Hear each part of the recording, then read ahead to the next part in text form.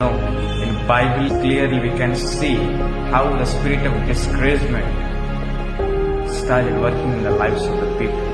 You know, the wife of Abraham.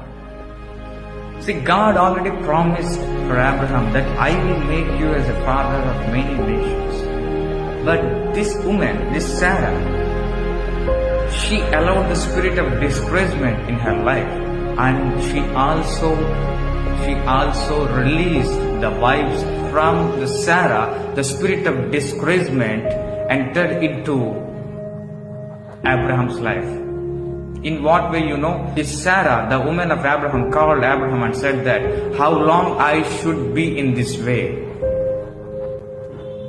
I didn't have the children. Please give me the children. She discouraged, how long?